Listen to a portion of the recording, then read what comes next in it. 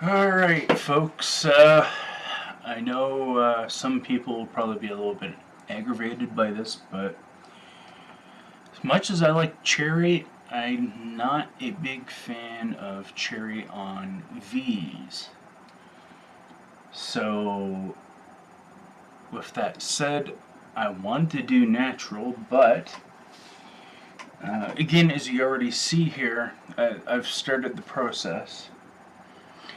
And as you can see, once you take off the nitro and you start trying to get it back to the natural color, as you can see up along the sanded edge here, it would be very hard to get it back to a natural finish. So with that said, and just as I'll show here as well, I have read about a technique. Here you can see where I've already started the process of doing it. And right there you can actually see where it comes off and where it starts again. And that is, I've already taped off the fretboard here, and the top is the next thing to be done. I've already ran at some of the sides and some of the tail end with some 800 grit, but I'm probably going to run a few more runs of what I'll be showing you here. If you hear a fan in the background, it's because I'm not wearing a mask, and with this next product, the first time I used it, I didn't have a mask on, and it was just like, holy crap, it was really bad. So anyways, I will entitle this series Refinishing Gibson Flying V Faded 2004.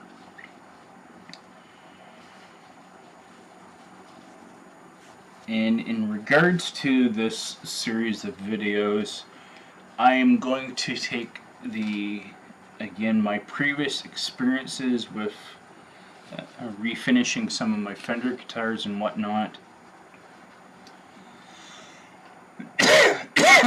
and apply it to Gibson. And no, I will not be using wipe on poly for the overall finish of the guitar, simply because I don't think, as much as I really don't care about the resale value of the guitar, I have wanted to work with Birchwood Casey True Oil again, and I was just informed that November 2nd, tomorrow, my shipment of 2 3-ounce bottles of Birchwood Casey True Oil should be on their way. So that'll be perfect timing for me to do the final prep on this to get everything ready so that when it shows up I can start nailing it with True Oil. Again, just to give you a view of the inside of the guitar, there's basically what these faded V's look like. There's some writing here. There's the ground wire that I've already disconnected, and this is again the original aged finish. The headstock, again, it's I won't put acetone on it because it's either an ebony or a vinyl veneer, because I don't know the nature of this guitar if it was all done. But as you can see here, I've done about 5 to 7 passes of already on it, and I've knocked it back pretty good, where I really honestly think really honestly think that it really doesn't need a sanding. And as well as I really don't want to change the profile of this neck. It's a really nice neck. Uh, One thing I will say of note too, I did play this guitar in my first video for November. I just put the jack holes back into place, and this neck without lacquer on it, just literally in the state of how it is here, is friggin' amazingly silky smooth, like crazily silky smooth. So, with that said, I think I will start. You can't really see it here. I will start up on the headstock here, and I will find a way to put it that I'm not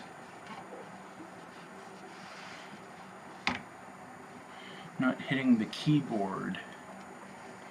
I think I might have found a solution here. Just a second. Hopefully this doesn't turn off. Okay, you're not going to be able to see this as well, but let me see if I can put on this other yellowing light. There, that kind of helps it a little bit. So anyways, in doing my research on lacquer, and I think Will's Easy Guitar and maybe some other people had mentioned it, and if not, I did actually read it on Gibson's own forum. Apparently, lacquer does not play very friendly to acetone. And for what you've seen that I've gotten rid of so far, I've actually gone through half of this bottle of acetone. Again, I'm not 100% sure what the chemical makeup of this is, but to me, by the odor of it, I think it's a very strong, like, alcohol. And because of it, it does say to have in a well-ventilated area, and the last 2-3 times that I've actually used this, I have ran more ventilated, and considering the downstairs that I'm in here, it has more ventilation, and it's not a small room, so it's not that bad, but I've made sure to actually get ventilation, which this time I have the window open with the nice fresh November 1st air. Yes, no snow, thank God. And so in turn, I have the back window at the other side of my room open, and I have a fan going to blow the air to help with the ventilation. Now, it says to use a cloth. I went and I bought a roll of heavy duty shop cloth from the local Home Depot, as well as the acetone. The acetone cost $10 Canadian. I was also trying to look for naphtha or lighter fluid to help with cleaning, but the few places I looked, they don't have it for some reason. So anyways, this acetone, I would say do not use vinyl gloves. Vinyl gloves would not be very smart to use, as I tried previously, and they actually disintegrated on contact. Now, just take the acetone, soak it You're not supposed to use your hands with this, but this stuff is actually rather safe. So all you do is you just take it and you apply it all over in a heavy dose, all over the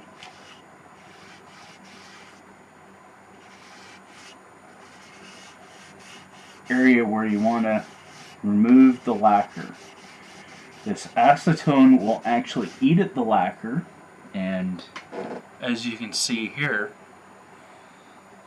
the lacquer is already starting to come off. And you can also see it just slightly starting to come off. So the lacquer will get taken away, as well as some of the actual finish. And you should see in a short amount of time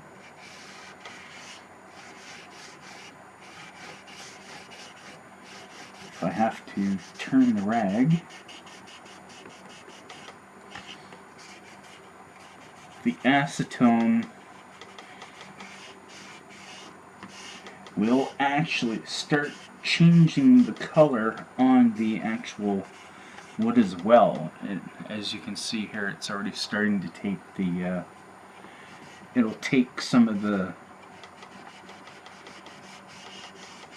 color away once it's gone through the lacquer enough. What you'll notice is when you're wiping that the lacquer will start to kind of gum up, which is an effect of the acetone. So this acetone will also evaporate as you apply it. You'll see it go on and then you'll see it wipe off.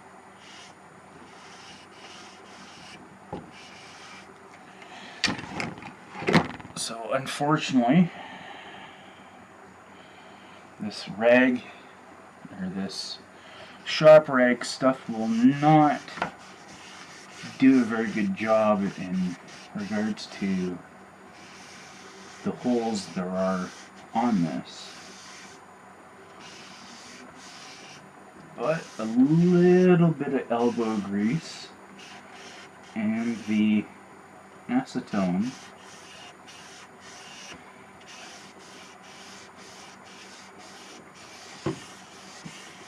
and rubbing it down,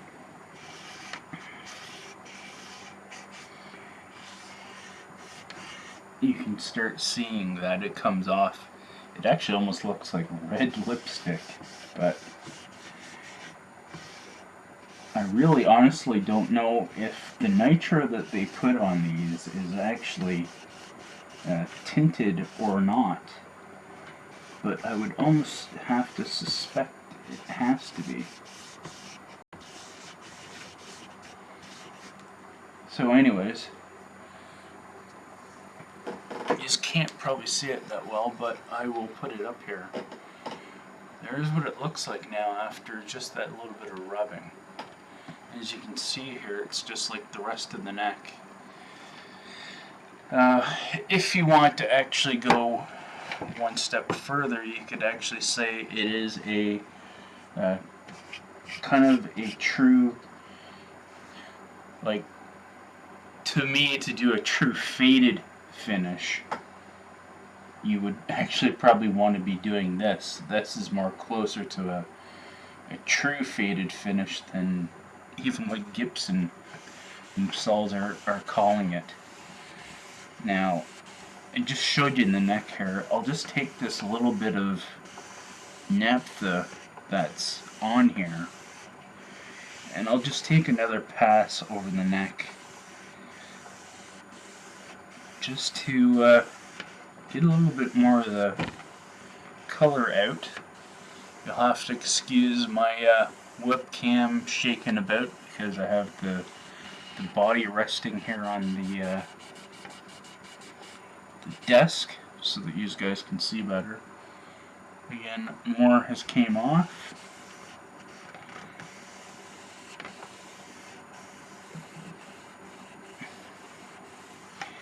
And oddly enough, on this neck, there actually is a little bit of flaming going on. Just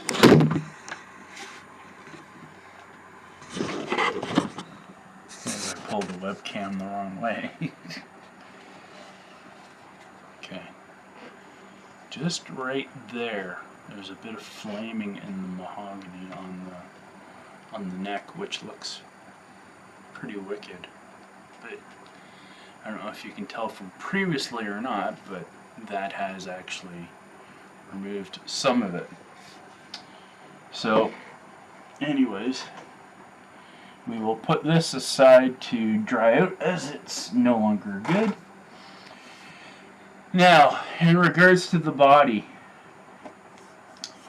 as you did notice, I have actually very carefully and figured out a way to pull the hardtail and bridge out. The way I went about this was actually, again, I used a wrench that had a big enough circle on the end of it.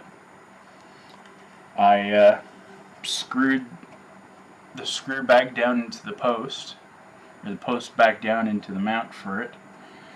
And then what I did was the same thing that Eric mentioned about the big rubber eraser. All I did was put it down on the body and put the wrench through the thing, made sure it was touching and hooking. And all I did was at the end, I just very, very gently just pounded with my fist. And with little to no effort, it actually came out without an issue. As you see, it's clearly and cleanly out. Didn't do any damage. Now, because of the finish I am doing, I'm not overly too concerned about the post holes, just because the simple fact, if they have to be cleaned out or done, shouldn't be that big of an issue. But the true oil shouldn't have a problem going into place versus, say, like a poly, at least in my opinion. Now, in regards to this top, we can actually use the same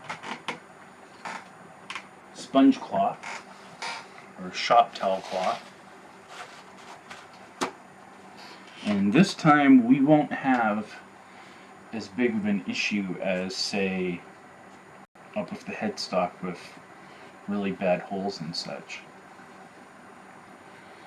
So with that said,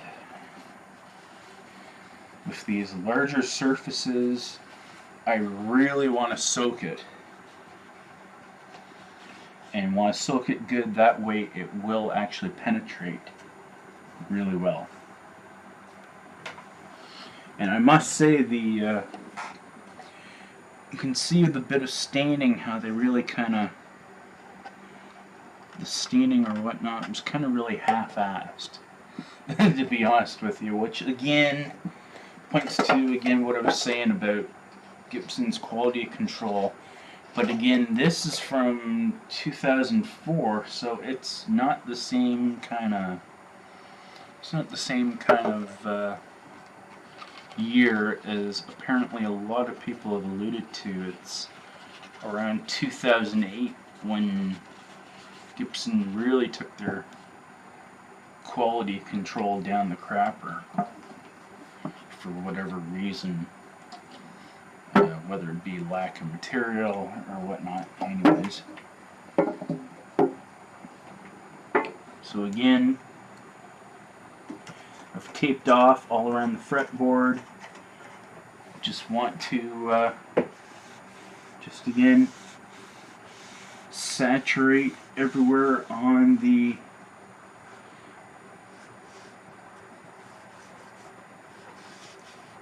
top. And as I'm getting right here, I'm already getting gumminess, so I'm already getting finish to come off, and as you can already see here, the red tinted lacquer is already starting to come off. Just a little bit of elbow grease, good saturation. This will all start to strip off to the point where the lacquer will come off and the color will also start to come off.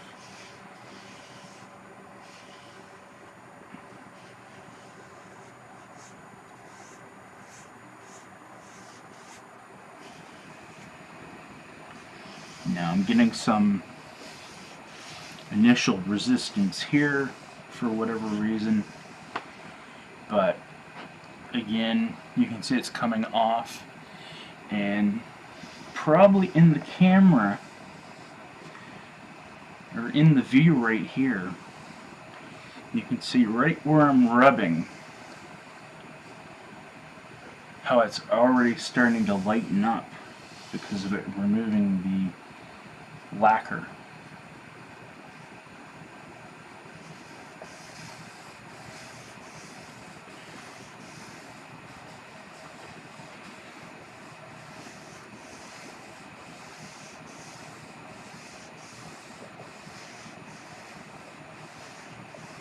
And even right here, I even see like a gummy spot. So I don't know if that's a filler or lacquer or whatnot, but you can actually see it. Really, really pretty obvious. As you can see here, as the acetone's pulling the lacquer back, you can actually start seeing the green in the top here. There's a big figure of grain here. I don't know if you can see it, but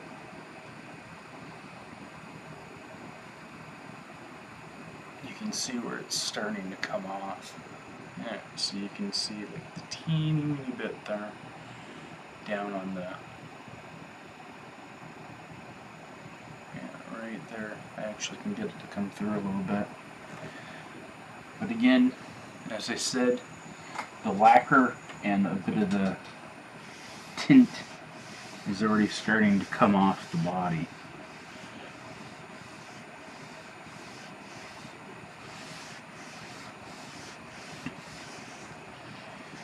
And there's enough pores and I guess enough holes in this that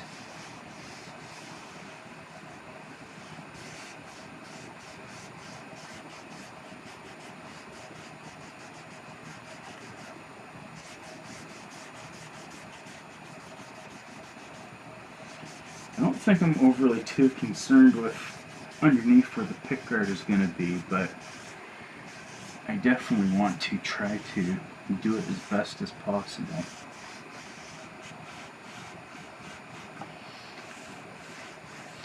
Now, this is starting to get a little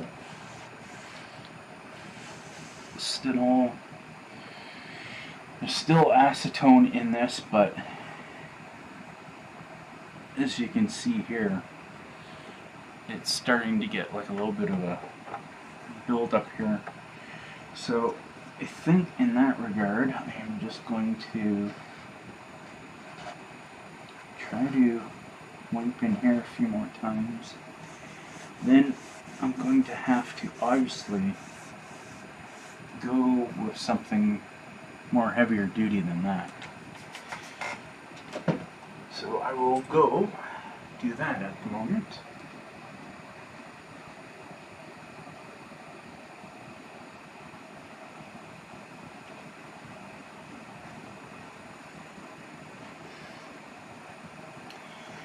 And I'm back. And again, here you can see where I first went at the back and used this rag. You can see how the lacquer just came all over the place. So green writing probably isn't too smart of a thing to have exposed, so I'm going to make sure to tuck that deep into this to make sure it's not coming through, because again, the acetone will actually bring it out, and definitely do not want green to go into your body.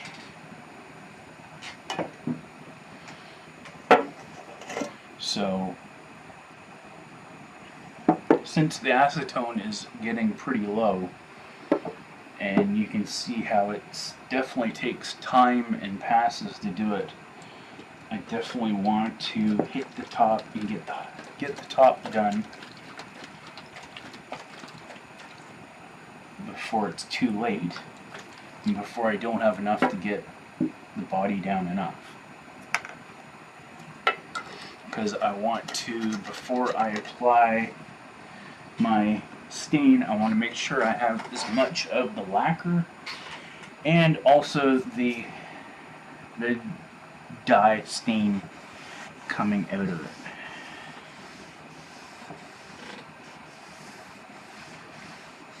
Okay, now we should see some better progress here.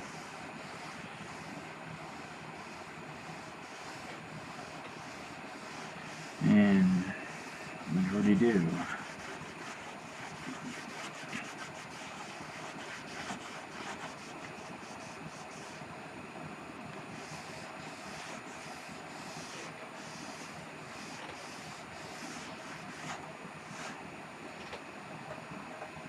Now, the other thing I've been reading about, how when you do these refinishes like this, acetone and a razor blade is essentially another method to scrape the body down with. Now, I haven't tried acetone with a blade yet because it just seems kind of pointless. Now, apparently I need more acetone. From what I can tell so far in doing this, you really have to hit it hard with acetone to get the lacquer to break down quickly and break down into the pores. So I'm really going to have to soak this rag with a fair amount so I can get all this top down. I'm just going to leave the container open for the time being.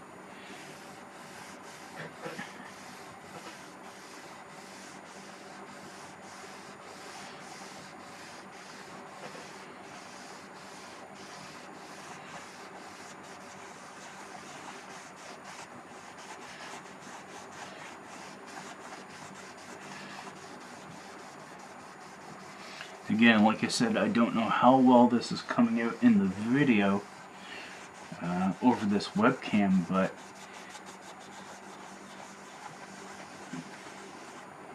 you can see these areas where I'm rubbing over with the heavier acetone, especially on this end. You should be able to actually see the difference.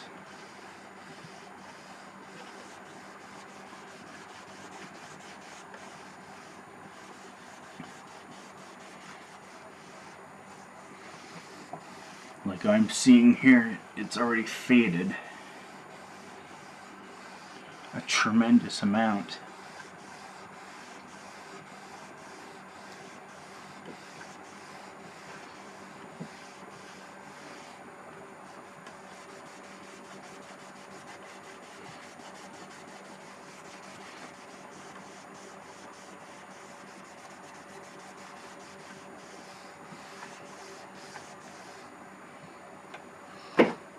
Again, that's how much has came off using the heavier dose. You can now see the wing that I've been wiping on and how the grains came out more versus the wing that I still haven't touched yet. There's a lot of difference between those two parts of the body. So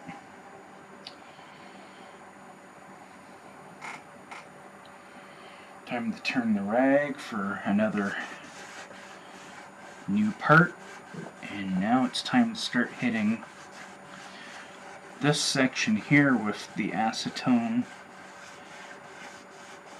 Start getting it also more done.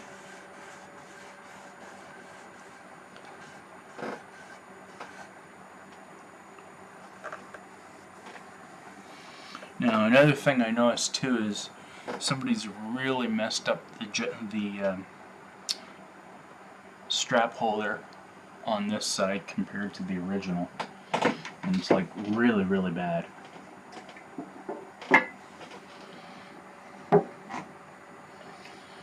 So I don't know what I'm going to do. I think maybe fill it.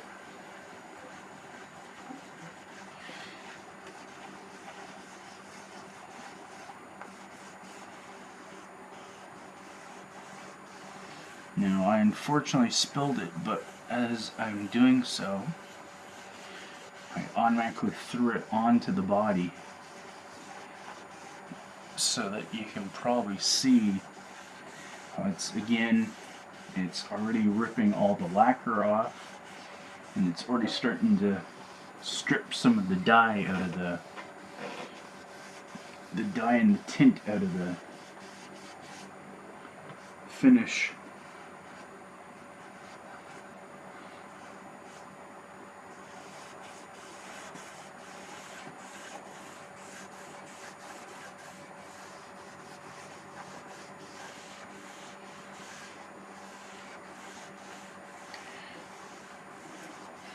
Now again, as I mentioned, if Gibson truly wanted to do a faded finish on these guitars, they really should have kept it to a really light tint. Because to me,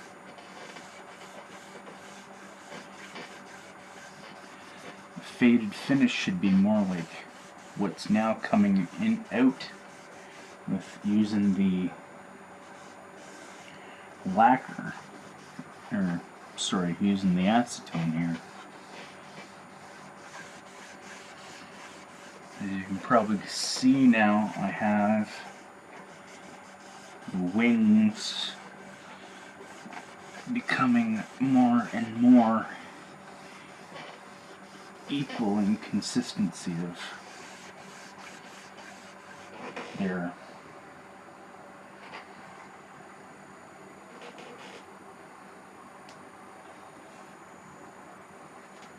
again, the one I started and now the other one. You can see now how the finish is now faded more. And again, more red has came out. So again, wherever the rag is still soaked with acetone, I'm just going to keep turning it, and I'm just going to keep rubbing. It's a long process, and as it's showing here, it's already 377. So,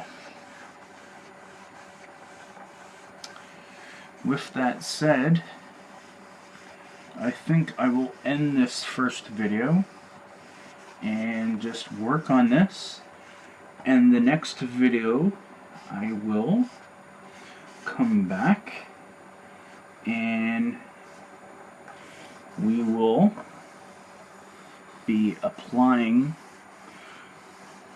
the stain to the body. So with that said, hope that you are going to enjoy this little journey on this refinishing this guitar and making it more along the lines of a player grade, since they're too over produced to be a collector's.